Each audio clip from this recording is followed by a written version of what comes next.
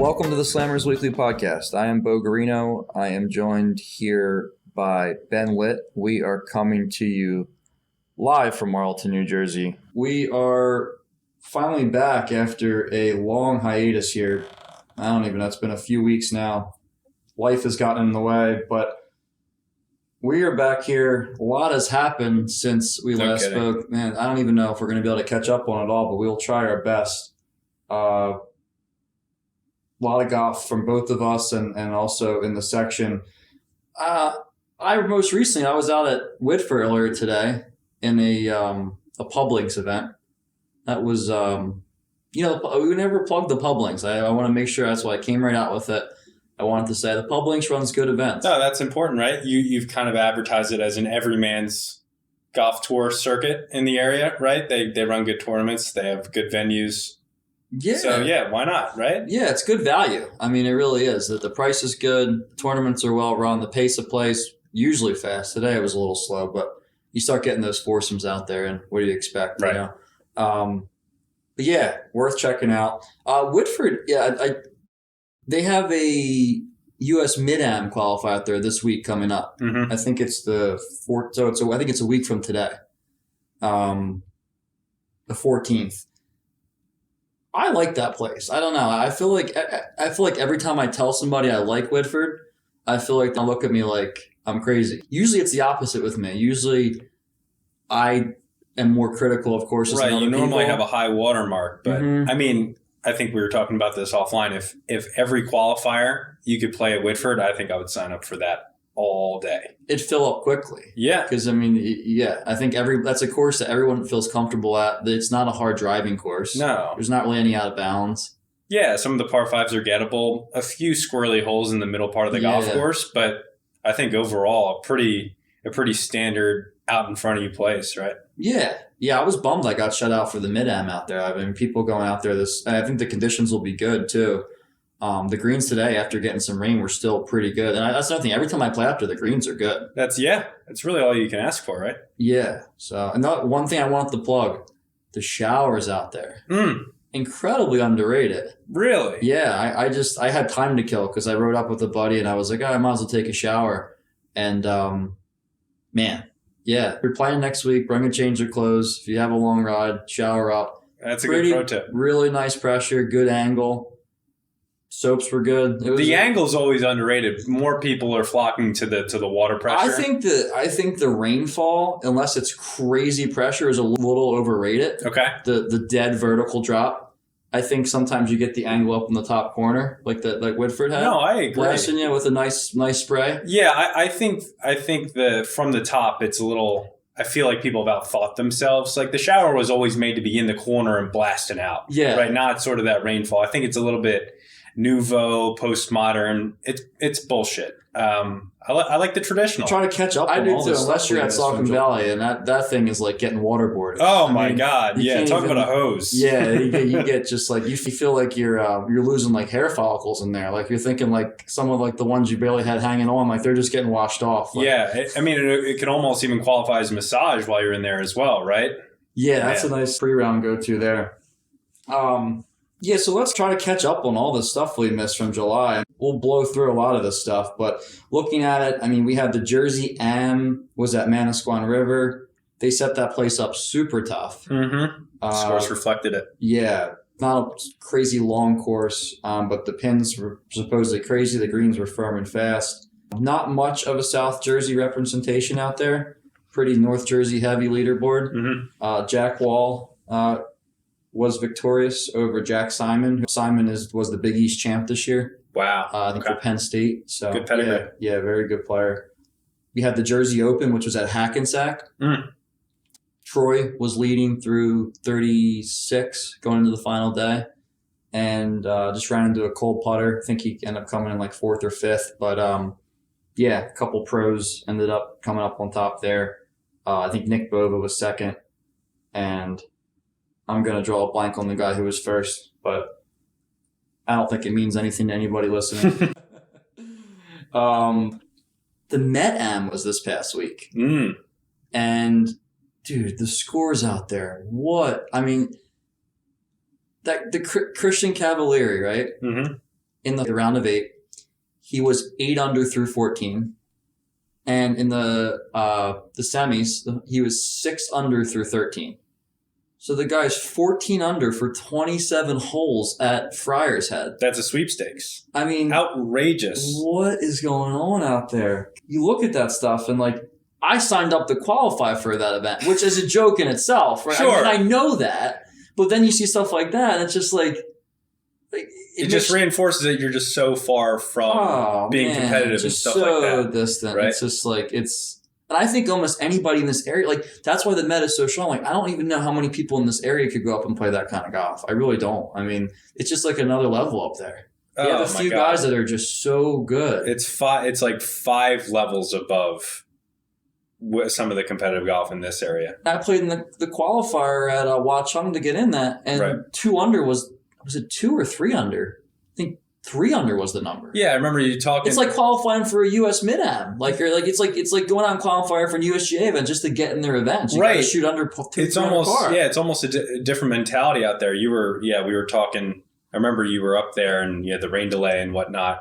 It seemed like it had the feel of like a PGA Tour Monday qualifier where you just had to go out and go blitz it. Yeah, it's a shootout. And like if you don't make everything, you're done, 18 right? hole shootout, yeah. And normally the qualifiers, you can kind of play decent and get your way in, right? But for those, you could play really good and not make it. You almost don't want to blow your load there and shoot 1 under or something and have a really like one good rounds where you time it up and you miss by 1. You're like, well, that was a waste. Like, I would have medaled the next day at the Gap Patterson Cup qualifier at Woodcrest. Right. And now I'm, man. Yeah, that Met stuff. It's the first year I played in it because I guess I just have nothing better to do at this point in my life. Hopefully that changes because I don't really want to be wasting my time driving up there and field filling anymore. But again, it's always nice to be in the mix, right? Yeah, no, it was good to check them out, but I just realized how much better it is up there. It's like discouraged. Like around here, you're like, you playing stuff and you're like, yeah, there's guys that are clearly better, but it's not like everybody's clearly better. Right. Like you go on these qualifiers and like, no offense to some of the guys in the field around here, but like there's some bad players that sign up for this stuff. Yeah. Like that Met stuff, I'm on the EFL watch if I don't play well. I really am. Like I'm absolutely. one of the, if I bring my C game, which I bring, almost every other tournament I play in. Yeah. I'm just scrapping and clawing to just not finish bottom 5. Sure. I mean, if you shoot like an 84 out there, you might be last by a considerable margin. Yeah. Right? Like maybe 3 or 4 clear. Right. Of second to last, right? Yeah. Not a good feeling. No, it's not. And it just kind of, you realize, wow, like my time and money's better spent elsewhere if I'm going to sign up for tournaments. You got to get better. Simple as that. Yeah, but again, it's just, it leaves, at least me, I feel hopeful doing something like that, right? Because you have so much room to grow. The journey is so far from the end. Well, we're junkies, right? Yeah, I mean, that's what at the end of the day, like you get bored with the status quo. With it's something that the carrot's always dangling. Exactly. Right. And it's one of those things. That's why it's the best. That's why we're addicted to it because there is no end game, right? Looking at some other stuff, I want to touch on our open lines that we did. Recap the open a little bit. Yeah, always got to check our work, check the look notes. back at some of those couple really bad lines we threw out there, or I threw out there. The U.S. Mid-Am qualifier has already started, and we got to shout out your boy Alex Butler. Yes, sir. Yeah, and that's awesome. Prior to the prep, Yeah. Played high school golf with Alex, great player. Played at Drexel as well on some of those really great teams. It's nice to see usually it's guys coming into our area and stealing our spots. It's nice to see him go up to New York and say, you know, we'll take one back down here to Philly. I love seeing that. Absolutely, right? And he's obviously playing some great golf. So and he has a job too, right? He's not one of these guys that's just playing golf all the time like you, right? Basically, right? Well, I mean, no, he's got a real career. Not that you don't have a real career, but shout out to those guys, right? That are out of college and obviously are not in the swing of college. Or on daddy's payroll. Or, not at all. And they're not doing the college golf thing. Alex did play at Drexel, right? So he was in the grind and he's now like not in the grind. So to still keep that flame, sustain, right? Yes, any kind of game is impressive, let alone to be able to go out and qualify for USGA. No kidding. So best luck to him. Sleepy Hollow and Fenway. Yeah. I did have the pleasure of playing both of those courses last year, and man, they're both good. Sleepy's great, and Fenway's underratedly good. Yeah, so it's a good challenge. So that's exciting. That'll be really cool for him.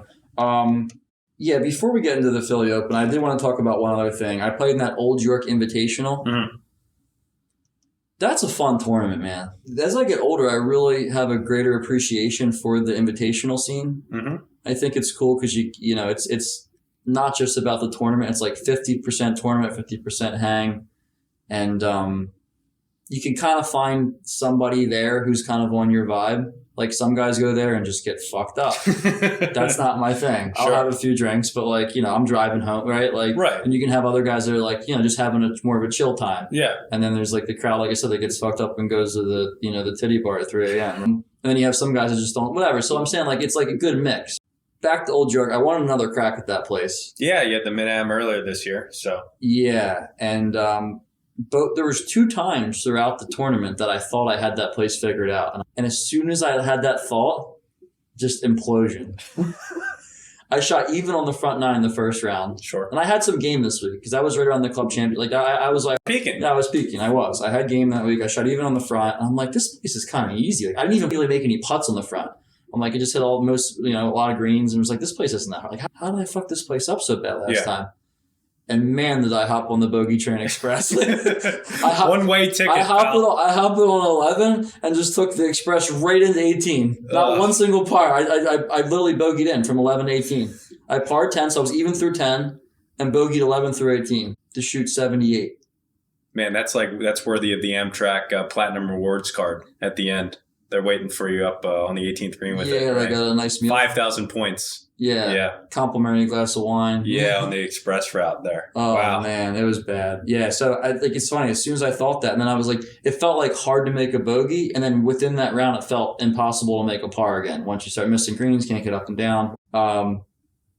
Same thing in the second round. Had that same feeling, and I was like 3 over through 14, and I just completely imploded again. And I really imploded onto that 18th hole. I mean, that's like a meltdown of the year. Sure. It really is. Like, yeah. Do we want to go through it blow by blow? Yeah, we'll give the breakdown. I love this stuff. I mean, it is what it is. It was, nightmarish stuff. So. Now, before you get into it, though, do you think you just have a good feel with that front 9 at Old York, and then the back 9, it just doesn't vibe with you? Or is it more of like where just game deteriorated over the round? So I'm 5 over on the front for 27 holes out there. And then on the back, I've shot in 7, 22 over on the back 9 for 27. So the disparity is like, it's and it's not like I started on the back.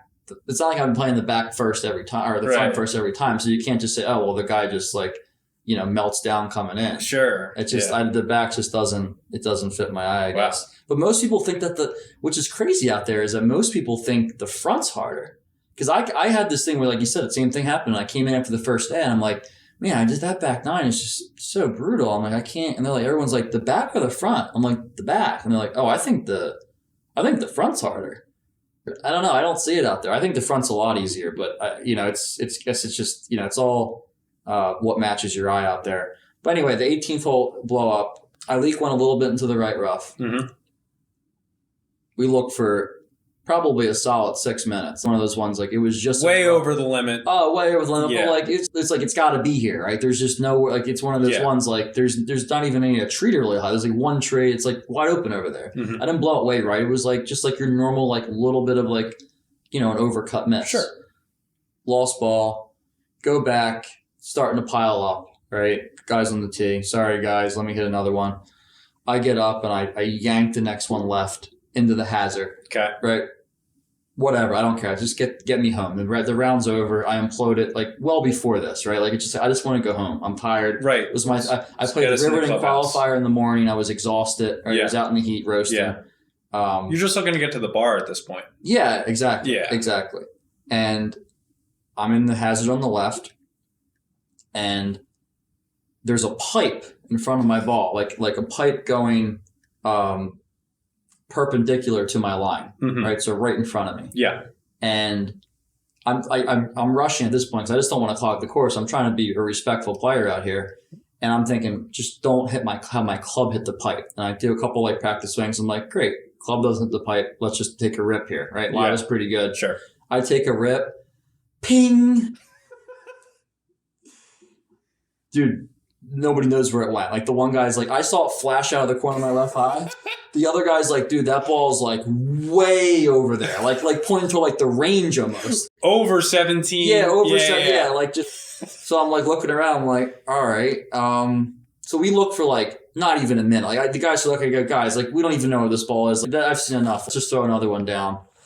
So at this point, I've taken 2 lost balls. I really think that I'm the only person to ever play the 18th hole there and lose 2 balls. Like lost balls, like not hazard balls, not in the hazard, right? Just 2 rogue lost balls. Yeah. It's almost like you could play the hole 1,000,000 times and not have that happen. So I drop the next one and I slash it down there, right, to like 40 yards. And then I get up and down for 8. Woof. And just, And it was funny. I felt like the course was like, like, we'll see you next year. You know, give it another shot. Like, try again. The place owns you, I guess. It does, man. I can't wait to get out there next year. And it's like, it's a place that I really like, but I don't really want to play until next year. Like, Sure. I learned to like it. And I was like, I really had fun playing the course. It's almost like, it's like that degenerate friend we all have. You just spend a crazy weekend with them.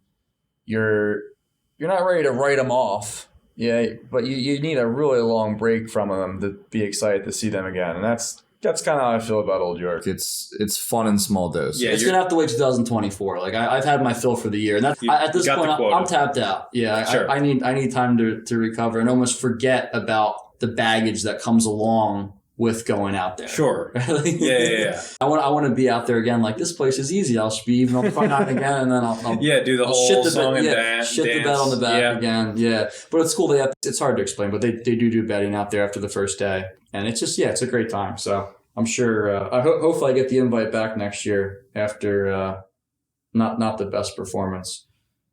What else do we got here? All right, let's go back to the Open here. The Philly Open. Those guys ripped that place apart. I mean, it was a lot of what we were saying came to fruition, right? It was even easier than we thought. I didn't realize how soft it was out there. There was no wind. The place was just defenseless. I mean, I think if the listeners were taking heed of our Open Preview episode, they would have seen the Red Sea coming as well. You know, it was birdies galore out there.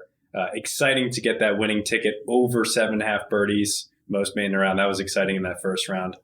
Guy going out with 8 birdies, birdieing the last hole just to get me that winning ticket. Yeah, that was a good line. That was one of the better lines. I think I wouldn't change that. And I would say even the other great line was highest score. Oh, man, that come down to the wire. What a sweat that was for the folks at home. I mean, 87.5, and we had... You had the pro from Lookaway, right? Right. Who I think you get it, as the host site, you get a free ticket into the event. Right. Maybe, I don't know anything about his game, but I mean, he must not play much or whatever. Right? Sure, yeah. He was, chopping it up out bordering there. on Make-A-Wish. Yeah, right. Don't want to, Right, and just happy to be there, in other words. And you're looking and he's just, he's playing bogey golf through 17 holes, and you're thinking that 18th hole is the hardest hole in the course. He's got to make par to go under the 87.5, and he found the way to make par. Right. So you're thinking, bet's gone, because no one else was even close to that. You're thinking, that was my chance. I lost it. And then here comes John Samaha. And man, John had a complete meltdown on that back nine. I think it was the front nine, but his back nine. Right.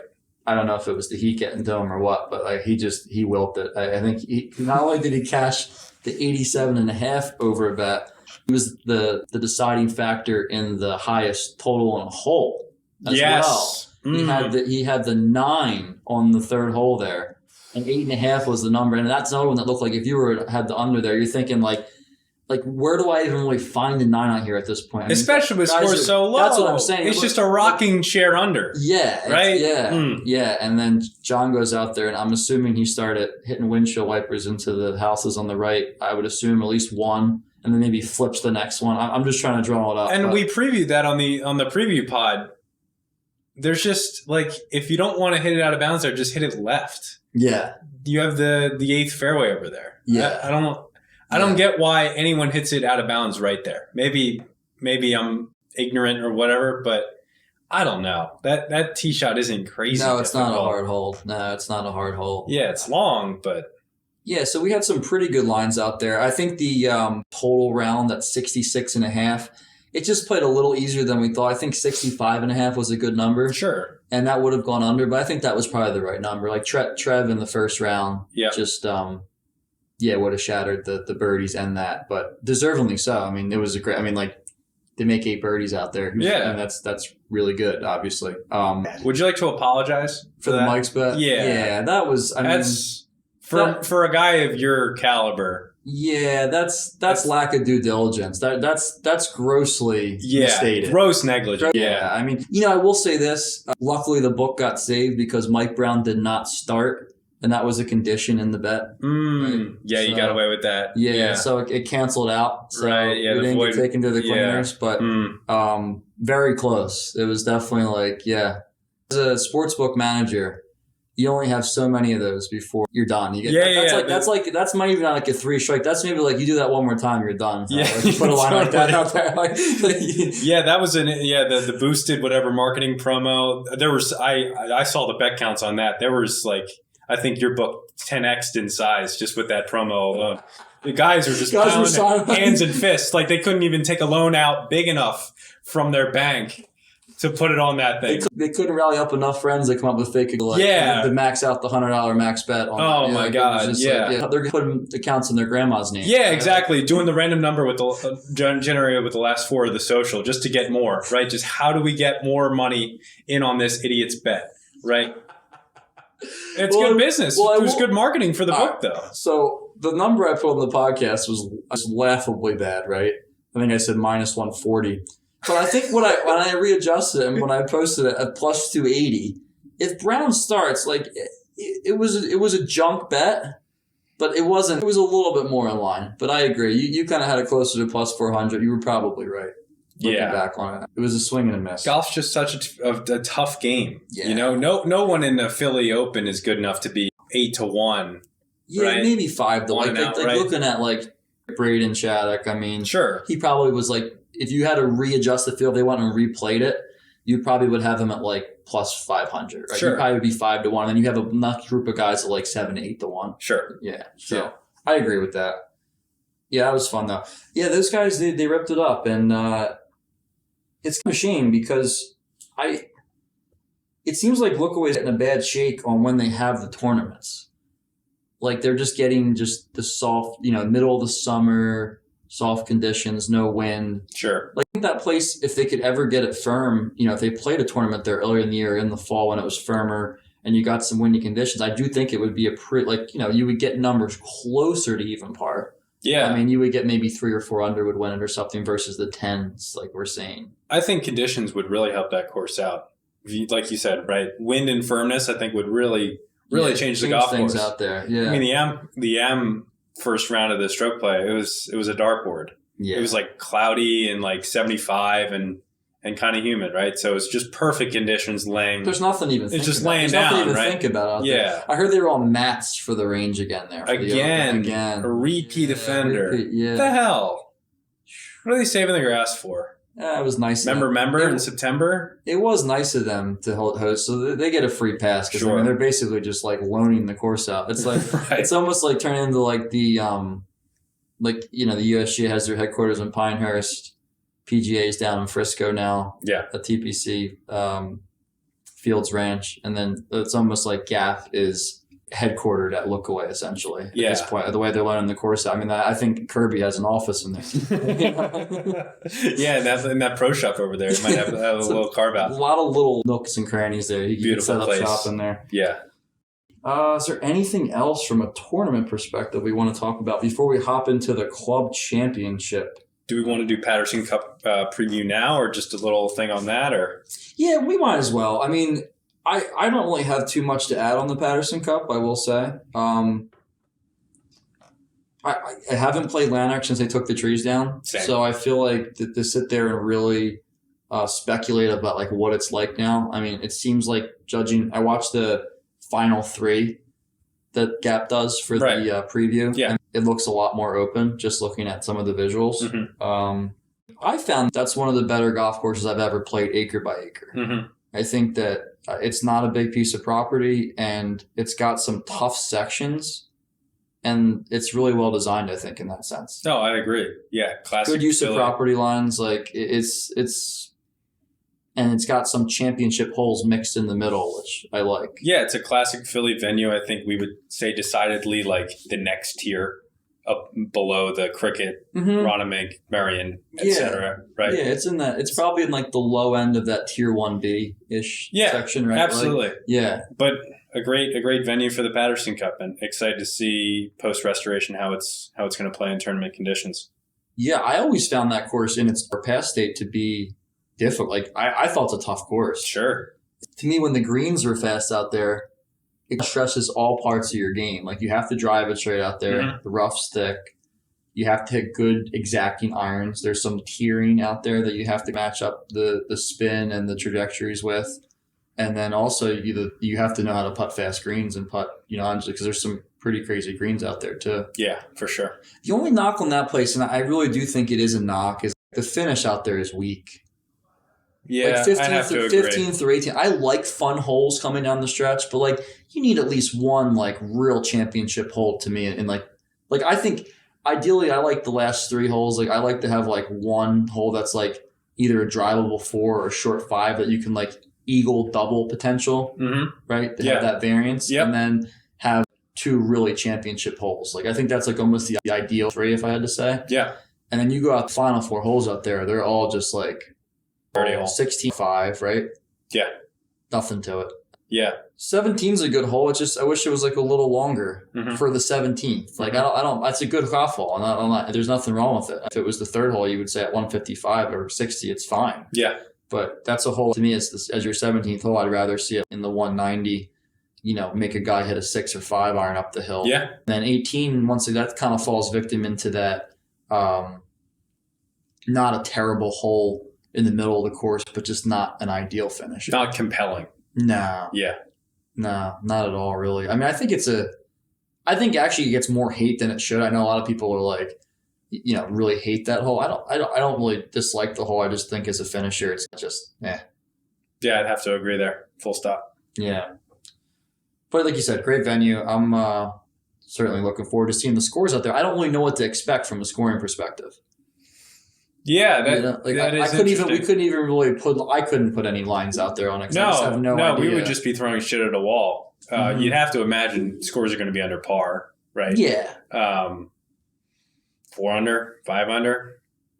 Just depends on if you had wind and if stuff, you had a stick at 36 hole total, I would probably set the line at 6. Okay. Yeah, right. For 36, I don't know. Yeah, it's August, so it'll be soft and. I always feel like I play worse this time of year or have the ability to play a lot worse than I would earlier in the year for some reason. I don't know why. But I feel like everybody just peaks around this year. This is when like all of a sudden like guys are like doing what that Christian Cavalier is like. They're just like, you're seeing stuff. You're like, what is going on? Yeah. And I wouldn't be surprised if there was a couple guys that lit it up out there. We'll see. That's about it for our Patterson Cup preview. Pretty sad. Hey, we're not going to fabricate storylines just for material. So I had the meltdown at Old York, and I want to talk about another meltdown that I witnessed. Okay. I played in that Woodcrest qualifier at Patterson Cup, and they did the PCC adjustment that they had 3 shots. It's like the second coming of Bethpage Black out there. Oh my God. Yeah, I mean, 3 shots is crazy. I've never seen it that high. I've never seen it that high either. Guys were just chopping up, including me. I was in the chop squad. So I played a twosome with this guy, and super nice guy. He's playing well. And so through to the 13 holes, you come to the clubhouse. I'm like 9 over through 13, 10. I'm done, right? Like I'm checked out. Not only am I like done, I have no fight left in me. I was still burned out from the club championship. Just the combination of like, just get me the hell out of here. It's hot as balls. This course is just Just wasn't my day. Yeah, but you had enough class to stick it out and finish the round. It crossed my mind, and I said, you know what, this guy's only 3 over at the time, really nice guy. Like, that would be a really classless move to not finish the last 5 holes. Like, give this guy an hour of your time. Yeah. Because if I leave, then they have to find a spotter or match him up with another group, and it's like a nightmare, right? Next thing you know, the guy's sitting there waiting for 20 minutes for someone to come. It would be really a scumbag move. Totally agree. So I literally crossed my mind for like 2 seconds, and I was like, no, you're not a piece of shit. You're not doing this. Finish the round. I don't care, right? So we get to the 16th tee, and he's 4 over. What a terrible hole. Oh, candidate for worst hole in gap. No, really. I would say, I'm not saying it is the worst hole in gap, but it's certainly a candidate. Sure. Horrendous. Really in every way. Nothing about it makes sense. No redeeming qualities. No. And so 4 over through 15 the guy is, and he gets up and hits a quick one left, right? There's a hazard up there, but there's a spotter up there, rightfully so, because the hole's, it's can't have enough spotters on the hole. It's fucky, yeah. Yep. And the spotter goes, I saw it hit the tree. I don't know what happened to it. We look, give him at least a solid 5. Because I'm like, we're finding this. We're going to give this guy a good look. He's right here. We got to find this ball. Yeah. Doesn't find it. Can't declare that it definitely went into the hazard, right? Goes back to the tee, right? And this is where... Reload. So this is where the car pileup starts, right? And I kind of see it coming. I don't know why. Like I had an idea like of what was going to happen. I don't know why. Just like the inkling. Sure. Like, I'm going to watch a train wreck here. Yeah. So the guy get the ambulances ready. Yeah, right. Get him right. Like the football. It's like the football. Yep. The ambulance ready. Yep. But anyway, so he goes back to the tee, and I'm sitting along the fence line with the spotter.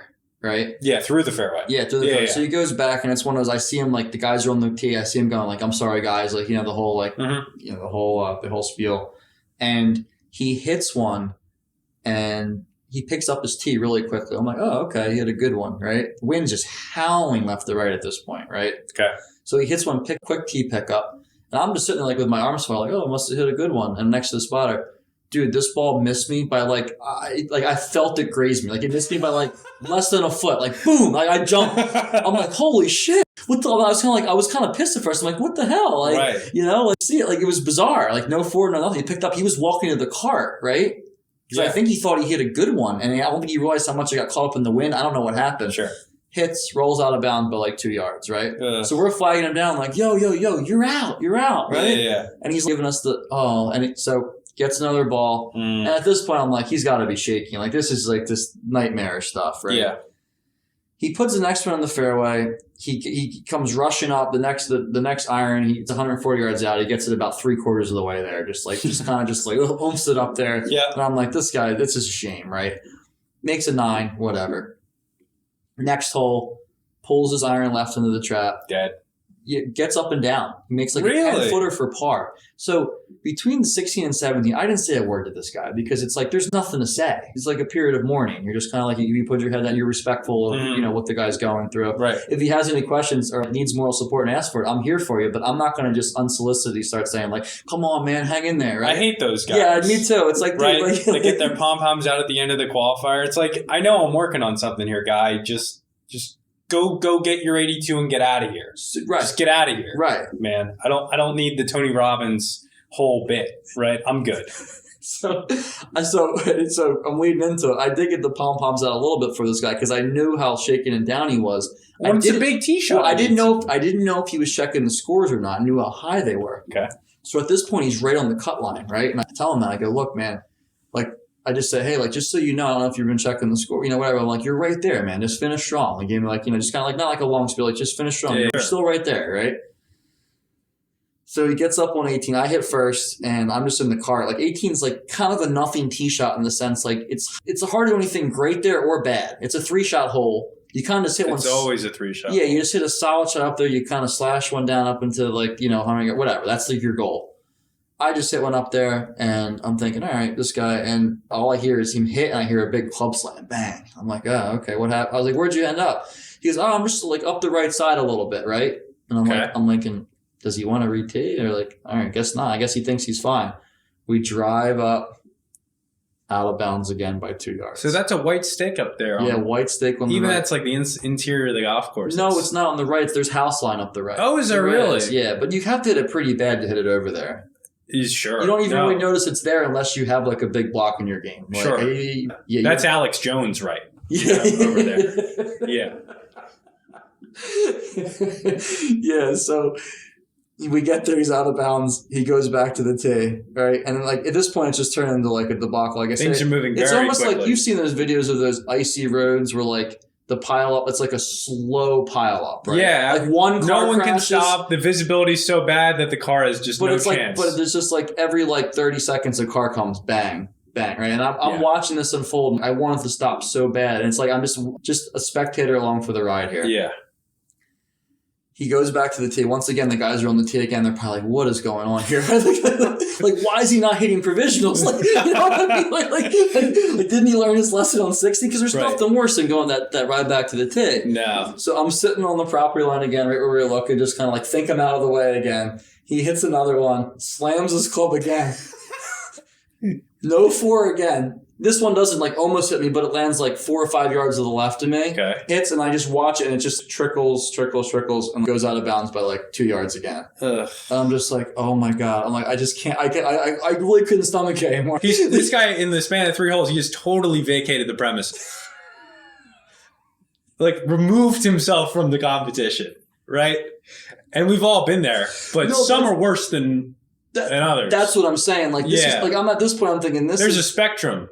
Of these vacations. This is like a meltdown of the decade candidate. Yeah. So he goes back to his bag, and at this point he's like rummaging through. I'm just like, oh my God. I'm like, just please get one in play. Cough out one of those Nike Mojos that it's at the bottom. Yeah, at this point he's just worried about the $5. Yeah. Yeah. And he hits it, the next one dead center. Anyway, he makes double on the third ball for an 11.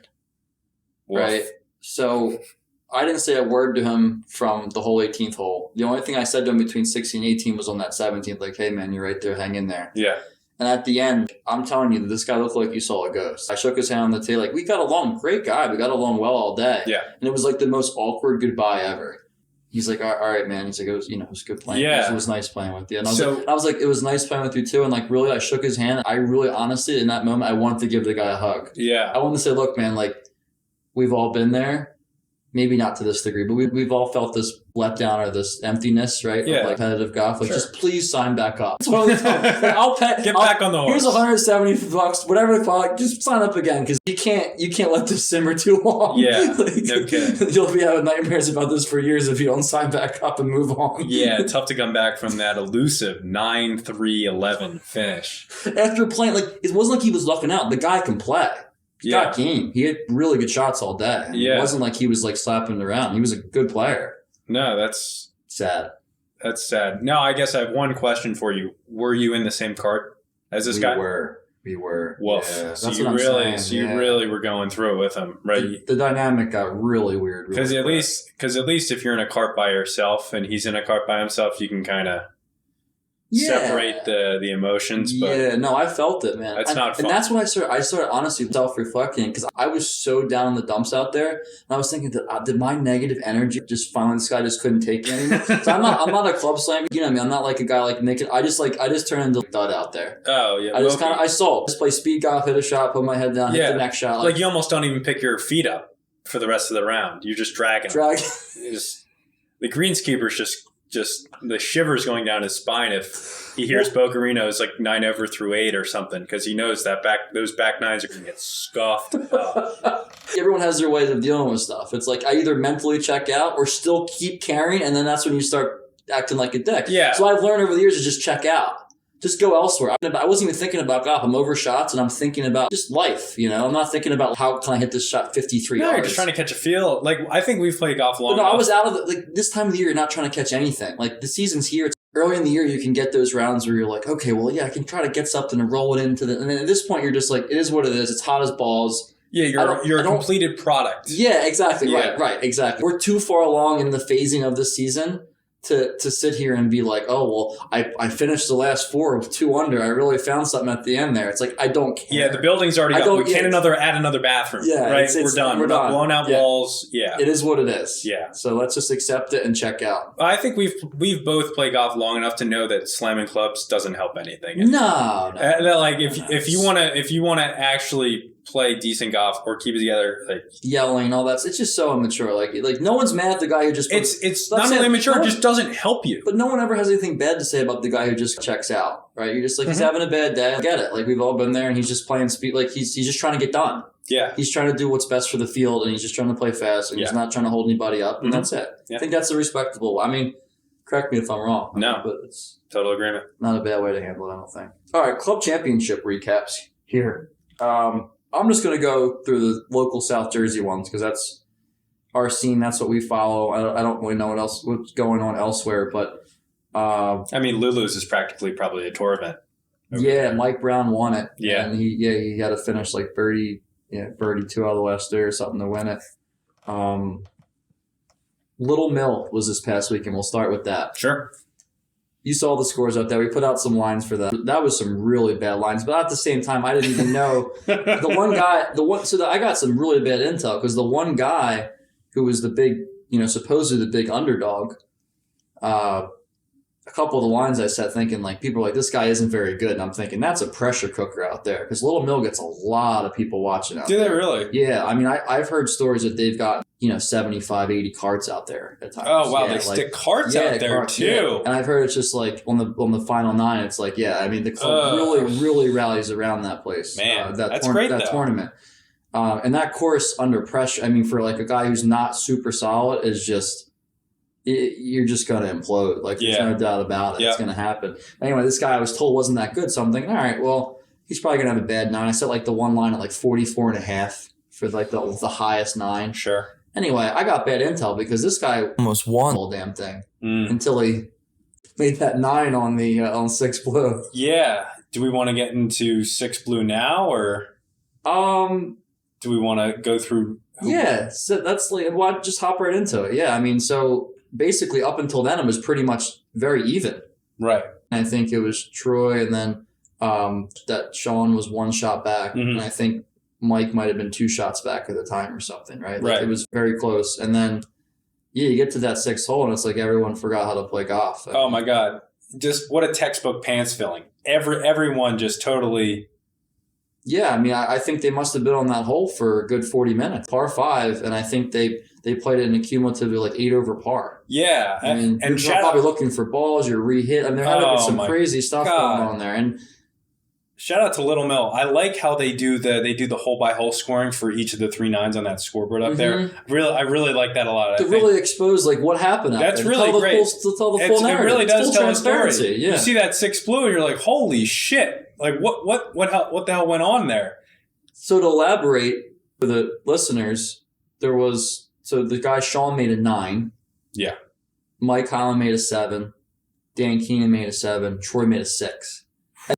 I know they put a new back tee on that hole, but it's not that hard of a hole. I'm not saying like under pressure anything can happen. I'm not saying it's an easy golf hole, but for it to happen on that hole was very surprising. And it's almost too coincidental at that point where it's like that's when things started to tighten up, or that's the start of the finish, essentially, those final 4 holes and stuff like that. and that sort of event there, obviously you said there's a large following out of Little Mill for those club championship rounds.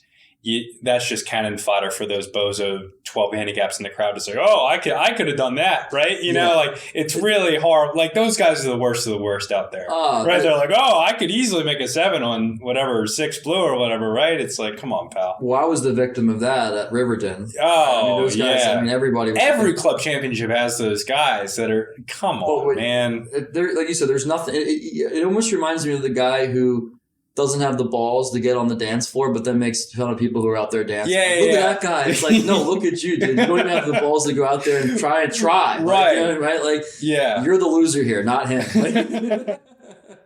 But seriously, going back to that 6 blue, it probably took them 40 minutes to play the hole, right? And so it's almost you let off the course. You could have gone home, made a sandwich, grabbed a shower, get a cooler of beer, come back, and they would still be putting. Right. It's like almost like when the Broadway show goes into intermission, everyone's in the bar getting drinks or at the bathroom, and like once these guys finally schlep up to the green line 6 or 7, they got to flicker the lights to say, hey, we got to go back into the theater. The second act's starting, right? Yeah, it's like holy moly. I wonder how many trees were hit on that hole. Like you have to imagine there was some clanging going on there. Yeah.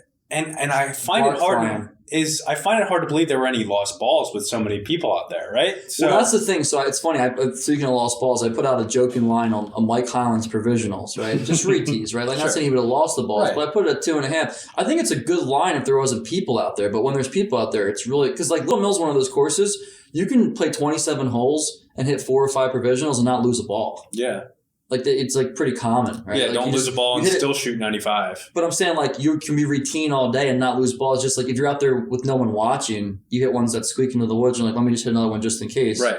Because they do vanish in there once in a while. Yeah. But when you have people out there, it obviously changes that. But yeah, so anyway, Troy ended up running away with it at the end. He shot total, I think, 1 over for 27, 1 under on the back 9. So he just Very solid. played his solid game that he always does, and everyone else faltered around him. That's 6 blue, man. But getting Wow. back to Little Mills Club Championship, I think that is the best club championship format. Like it is so ideal. For the qualifier, it's 27 stroke, right? Mhm. Top 15 plus defending champ get in. Yep. You play round of 16, round of 8. Once you get down to your top 4 guys, then you go to 27 hole stroke. It identifies the best champion. It gives you a little match, a little stroke. You have to play 54 holes of stroke play out there to win it, right? If you have to qualify. Yeah. Which I like about their qualifier is nobody's faking their way into the match play. Sure. Like Riverdale, every year we have a couple guys that get in. It's like That are ripe for just like that guy. You buried the guy on the 11th hole. I mean, you just 9 really, and 7 them. every year we get 2 guys like that come in. It's just like, man, like how bad is this guy going to get beat? Yeah, there's so much. It's really like the NCAA tournament round of 64, Yeah. the 1 versus 16, right? Exactly. It's almost like you want to play him just to get some momentum going, right? Well, you're working on shots. You're hitting shots out there. You're not Yeah. playing him. You're just kind of like, what do I want? I want to try something here. Like almost visualizing what it will be like. Oh, when I'm in the Final Four playing this perfect, like the next round. Yeah, the Chiefs, they're going. They flipped the play sheet over like 6 times. Well, it's like when Andy was when he was doing the ring around the rosy this year. Yeah, Stuff exactly. like that. That's the stuff that comes out. Identical, Like, yeah, right? It's a circus. We're saying like. That's perfect, though. That's a Yeah. perfect encapsulation Yeah. of it, right? Because it's so, yeah. I mean, no offense to the opponents at all, but the result was never in doubt. Yeah, right. That's great how Little Mill does it. Yeah, I love They how give you the variety. and that's what I'm saying. Like that 27 hole stroke out there, it just weeds out any jokers from getting into the match play, and you get your best 16. And when you get to that Final Four, like obviously we all know anything happen to match play, but when you get in that 27 stroke out there in that pressure cooker environment, the best player is going to come out on top every time. That's why Troy wins every year. Because like if it was match play, I bet you he would have probably got upset once. Yeah, like of course. someone comes out and blitzes it, and yeah. Well, you always run the risk at Little Mill of that guy who can go play 15 holes, 2 or 3 under, and he X's out 3 holes, and it doesn't matter at match play. And that's the guy that could beat a Troy like that on an off day. Right? Yeah, so, totally. The proverbial microwave man. Yeah. Right? Yeah. Yeah. So that was Little Mill. Laurel Creek was won by Matt Toto. He's a new member over there. Running Deer, Steve Barry, a Nice. South Jersey staple. South Jersey Steve. He's been playing some solid golf recently. I think he came in 3rd at the Old York Invitational. Oh, nice. Which was won by PJ Arcina, by the way. I didn't shout that out. But Nice. yeah, he played well. Lulu guy. 69-74, which is good golf out there. Tavistock, Doug Yergood won again. Cool. Beat Bracey in the finals. Okay. Um, Yeah, so for the listeners that don't know, Riverton Country Club champ here, our own Beau Garino winning the Riverton Club champ, 3-2 over Andy Bowers, another good player at our course. What do you have to say for yourself, dude? This has been such a wacky year because I've been pretty god awful for like 85% of it, but the good 15% has been really good. Mm-hmm. So I don't know what to make of it. It's frustrating because you show up to the course and you're like, I'm probably going to stink today, but if I have my game, I feel like I can put together a good round. So I don't know, it's weird, but yeah, the club championship I just peaked at the right time. It was fun going through that experience because I'll say that when you're in a tournament and you're not the best player, right? And I don't think I'm far off. I think we have a pretty obvious tiering system at Riverton. Yeah. I think right now, Chris is our best player, Lawler. Yeah. Then you get into like Jack and then I think they're in the same tier. Chris is playing really well right now. I'm saying going into the club championship. I'm not saying overall. I'm not saying overall, but going into the club championship, Chris is playing the best. Mm-hmm. And then you had Jack, and then Wallace, and then you had guys like me, you, and a couple other guys, right, that felt like had a chance. Right? Sure, a puncher's chance. Yeah. So anyway, I'm going to the tournament. I know, we're realistic. I know I'm not the favorite, right? I know I'm not the best player in the field. Mm-hmm. But you can beat anyone. Right, exactly, right. Yeah. But my point is, when you go into a tournament and you're not the best player in the field, it's amazing how you have to play very well and you have to have things go your way. And that's what happened for me. Sure. I played well the whole tournament. I was close to even par for 100 holes. I think I was a couple over par or something, right? Yeah. And I just had a lot go my way. We all have been there where you feel the momentum. Putts go in that you're I misread it a little bit, but it still went in, right? And stuff drops and and then you kind of just ride that. And I did. And I feel like that's what has to happen when you are the fourth or fifth favorite to win it. That's what you need to do to win a tournament. It's just totally. But it's so much felt like it went my way to win that week, even though I played really well. So it was fun. That's emblematic of golf as well. I mean, to win it's so hard to win, to be the last guy standing. You have to have stuff go your way. And right. And a guy like Chris, Sands our best player, and he got knocked out by Andy, and he just got, he shot 2 under and lost, right?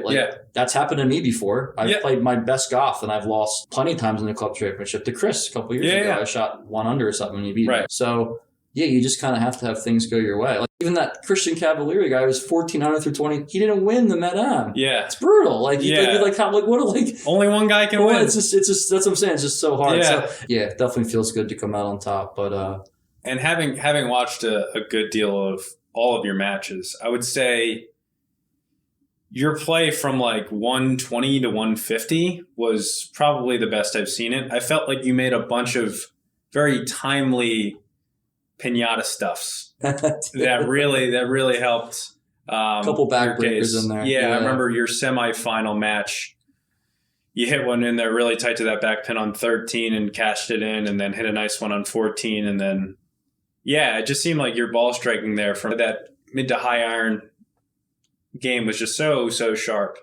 And God, I'm thrilled that you were able to not only win your first club championship match this year, but win the damn thing. So that's congrats to you. Well, that's the funny thing. So I was 0 for going into the year at Riverton. Right. I was 0 for 3. And I was thinking, you don't like to dwell on this stuff too much. Yeah. But I was thinking back, this is actually pretty laughable.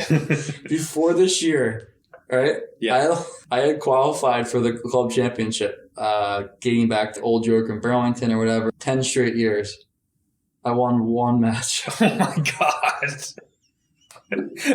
10 years. 1 match. Man, that's horrific. Oh my God. I feel comfortable airing it now that I'm on a nice little win streak with some matches, but man, dude. That's crazy. It's sad. That's sad. It's really sad. That's not good. Yeah. Man. But we're getting there. We're getting better. No, but great to take the top off and win one. Like you said at the Jersey 4-ball, when you're in the mix, you just have to convert, right? And you converted this one. So that's awesome. Yeah, no, exactly. That's what it comes down to. You have to seize the opportunity because it's not going to happen very often for guys like us. It felt good to finally do that. And, finally put something in that trophy case. That thing has been bare. It's got a couple mini golf trophies in there. It's got Do you even get a trophy for that? I might have to get my own, man. I don't think we do. But right. It's so pathetic. What's up with that? I know. Yeah, and they did away with the parking spot, too, a while ago. Not that I'm a big parking spot guy. I'm not either. But at least have something ceremonial, That's a little too egotistical. I don't like the parking spot. I don't know if I would use it, honestly. No, I know. I don't know how that trend even started. So, it's very public golfy, right? It's not... It's something like Jaws would do. It's like a big Jaws thing, right? Yeah. I don't like it. You get your face on the transfusion cup for a year or something, right? I think you mean Jaws fusions, right? I don't think Jaws sells any transfusions over there. But a really funny story that just came to mind. Club championship parking spot. At Laurel Creek, somebody was parking in the women's club champions parking lot or spot. And it was a younger girl, right? Yeah. So somebody parked in it, and the dad parked behind that person to block him into but O'Keefe was trying to back out, right? He couldn't get out. He was wedged in because he was a dickhead. Yeah, so listen, so they couldn't find the guy. Mike had to leave, and it took him a half hour to find the guy to get him to move his car. How ridiculous is that? That's insane. Yeah. Was this recent? Recently, yeah. Oh my God. I mean, if I was in a rush, if I had to be somewhere, like he made me late for something important, dude, I'd be ready to kill that guy. Yeah. Can't do that, man. I Like, think you really take that much of offense for someone parking your daughter's spot? Yeah, I would do it as a joke. I would definitely do something like a joke, like put a bunch of traffic cones behind it or something. Yeah. But not as much to to inconvenience other people. That's what I'm saying, yeah. That's funny, though. That's good stuff. Hysterical. Yeah. Back to Riverton, the club championship. A lot of drama going on up there and a lot of storylines. You never can get through a club championship season without a few things bubbling to the surface. So many haters out there. It's so much hate going on. And they're kind of painting the guy out to be a villain right now. They really That's are. fine. Yeah, no, I'm cool with it. But it's just just getting back to anything in life. You have visions. And it sounds corny because it's a club championship. But like when you're younger, I don't know about you, but growing up, I mean, I would think that listeners can resonate with this. No matter where you grew up, as a kid, winning the club championship was cool. It was like something you aspired to do. Yeah. Right? And as you got older, it's like, sure, you want to win, but it means less. When you were a kid, you're like, oh, he's the club champ. I want to be the club champ one day. Yeah. So you kind of have this visual of like what it would be like to win your club's club championship when you're a boy or whatever, right?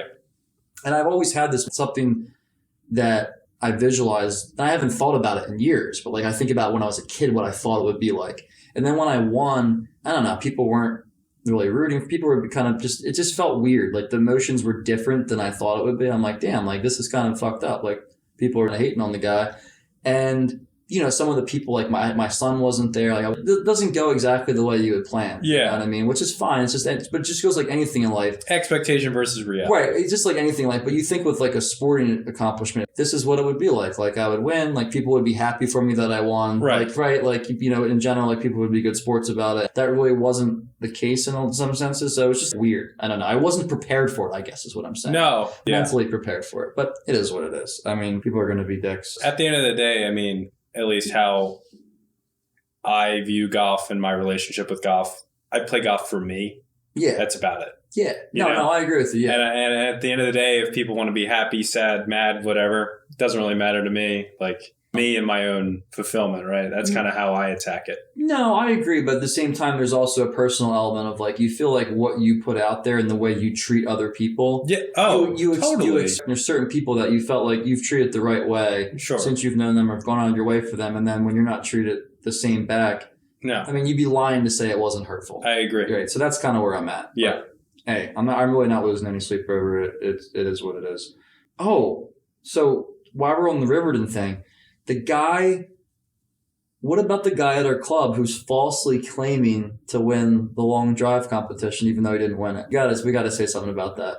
Yeah, I don't think I've ever seen anything so brazen in my life. I mean, not even like a politician could lie that transparently. Like the guy, so just for the listeners that are not in the loop, we had our Riverton long drive competition. It's actually not that common at a lot of clubs. Yeah. So it's kind of unique in that regard. But with a guy, I think he's a newer member. He had like a pretty long drive in the first round, whatever. I think it was like 360 or something. Doesn't win, right? And after the long drive competition, puts up an Instagram, whatever story. I'm not on Instagram. Puts up a picture with him holding the belt and posing with the caption, Riverton Country Club 2023 Riverton long drive champion with the belt. And he didn't win. Yeah. Yeah. Is that are any Riverton members following this idiot on Instagram to say, hey, like that's not what happened? I just don't understand. Almost unprecedented, I would think. I don't know if anyone else has ever heard of anything like this, but somebody falsely, publicly coming out and claiming, it's almost like me saying, yeah, I won the club championship. Like, Beau didn't win the club championship. Jack won. Like, what does he mean? Like, he's just coming out and it's like, it's crazy. It's bizarre to me. Yeah, I don't really have anything else to say about it other than it's just totally, it was like someone sent me a screenshot of it. And I didn't even know how to react. I didn't know what the joke was or what it was because obviously that guy didn't win. So was I missing something, or it was so out of left field that I didn't even get it until someone let me know that this guy really posted that he thought he won. Do we want to talk about the filming incident out of in our A flight? So let's set the stage here. One of my good friends, Dave, is playing in the A flight of our club championship, first round. So this is early days in the A flight, round of 16. He's playing against. Most guys don't even want to be out there. No, and Dave didn't really either. It's like a Tuesday night game down in Charlotte. Very sleepy. It's like that NIT basketball tournament. Very sleepy. The trip to Madison Square Garden is equivalent to whatever the $80 shop credit you get for being the last one to want to be in the A flight. But regardless, he's playing another guy at our club who played high school golf with Dave. He looked up to this guy. Looked up to Dave as kind of an older brother. Dave was a really great player in his high school golf team, the uncontested one. This guy was kind of a middling 3 or 4 or 5th best player on the team. Really looked up to Dave. Dave, I mean, he was Cinnamons in golf at that time. So we come to find out, Dave tells us after the match, this match went 21 holes. First off, Dave was victorious. And Dave, clearly the better player of the two, so glad that he got the win there. But come to figure out, this kid had a caddy on the bag filming every single shot from this match. Both shots. Both shots. Behind, Dave's and his opponent's shots. Apparently there was something on social media, like this guy publicized this match on whatever, Instagram, like, it's a SmackDown in the round of 16 of the A flight. Like it's Evander Holyfield and whatever, Tyson Holyfield 6 or whatever. But yeah, really weird. I don't know how I would have handled that personally with a caddy filming every shot from this match. I mean, what's your reaction? And not nothing against Dave, he would agree, in a meaningless match. It's not even, it's like, right? Like the stakes couldn't have been lower, right? I mean, it'd be higher if they just went out and played any dollar amount, right? Yeah. Anything more than the pro shop credit at the end of the end of the flight, right? It's just like a lot of wacky stuff. I don't know if it's like the heat, like the people are just starting to lose. Like there's just weird stuff going on up there right now. I just want to know where all this footage lives right now. What do we do with it? Yeah, what do we do with that? After the losses, just get to, if it got, who knows? It has the production quality of like one of those like Jackass movies, right? It's almost like they should send it our way. We might do something cool with it. Add some production value or add in some graphics, some funny noises, right? Some sound effects. But yeah, that's really... it makes you think. We hear all this crazy stuff going on. I feel like club championship weekends, 2 weeks, 3 weeks, whatever the period is, it always brings these weird stories like this. Yeah, I mean, and I'm sure there's other stuff that because you couldn't even think of somehow stupid this stuff. People falsely claiming to win stuff, people videoing I'm sure other clubs have great stories. There's so much untapped stuff. Yeah, I mean, the A flight's a joke, but not that much of a joke, right? That's crazy. I don't know. That's certainly interesting. Upcoming, so we got, like you said, the Patterson Cup. We have the U.S. Mid-Am stuff. All that qualifying. Then we transition to the 4-ball, which I know we're both playing at Indian Valley. And that's kind of it. And that's what bums me out so much about the scheduling around here. Fall golf is so great. And here we are in the summer just sweating our balls off, just war of attrition type of events. And then we get these beautiful conditions and beautiful courses, and there's no real majors or anything to play for. I just don't know why we can't shift something to the fall. Yeah, the kids go back to school and they forget how to hold the golf tournaments. Yeah, you just got to enjoy the courses for what they are and put the competition aside and maybe enjoy a few invitationals. They have the those member play days. Yeah. Have you ever played in one of those? I just got the email for that. Like, what think of those things? Yeah, we played one last year at the Ridge. Man, I was pulling teeth out there. It was like 5.5 hour rounds. It was 2 foursomes, a whole shotgun start. Doubled up, just. Yeah, talk about just total traffic jam all the way around. So not a great experience. Not a great experience. And I saw they had one at Stanton Ridge this year as well, later in the fall. Do you have any more intel on that? Just being honest, I mean, Stanton Ridge is an average course at best. I mean, I'm not hating on the place, but it's not great. I played there a decent amount. My boss is a member there. And Gap Roosting sent an email out saying, like, come see this Jersey gem. Oh, man. I mean, are we really that desperate to sell Doing tickets? the full court press here for that. Yeah, and I saw the gem and I said, man, that's really false advertising because people are driving far. I mean, it's far from here. I mean, from South Jersey, it's an hour and a half. From Philly, it's probably 2 hours. You go up there thinking that place is a gem, you're going to be pissed off. But yeah, Stanton is more of a Jersey qualifier than really sort of any gem of any sort, right? I mean, I don't think you could find a member there who would classify that as a gem. Yeah, for sure. Hey, I mean, they got to sell the spots. I guess my wish list for those member play days is when you have those more elite courses that get on the rotation there, maybe make the field size a little bit smaller, a little bit more intimate of an experience, right? Let's not try to get as many people as we can. Yeah, because then no one has a good time, right? That's true. Would you rather have like 60 people have a great time or like 90 or 100 people have like an okay time to a not okay time? Yeah, I think that's a good suggestion. Is there any? Oh, you know what? I heard that Union League's trying to buy Trump Philly now. That's the word on the streets. Union League is trying to buy Trump Philly. Really? Yeah. Okay. That's interesting. Really interesting. Do you think DT might be involved in those talks for that transaction? Does Don really want to let that property go? I don't know if it's. I mean, I know they do well with weddings there. They do have a nice. Yeah, I've known many weddings that have gone on there. Yeah, I mean, with the skyline, it is nice. I hope that if Union League does buy it, they set a forest fire there and burn all the trees down. I was about to say, I think maybe the Union League is most interested in the golf ball revenue from the pro shop, from people coming over and losing a bunch of balls and having to go back into the pro shop and buy more sleeves. Yeah. I bet you that's probably the most upcharged sleeve in the Gap, wouldn't you think? Yeah, I mean, they probably lead the Gap in ball sales. Oh, year over year. Yeah. I mean, that's a place. Even a good player is going to lose 2 or 3 balls out there. Yeah, it's almost to the point where back tees, it's its own line item on the balance sheet over there, right? Holy moly. Yeah, you got to think, right? Man, that place sucks. I don't know. I was thinking, I guess it would really be good for them in the sense of like the Philly skyline in the background and the Philadelphia Union.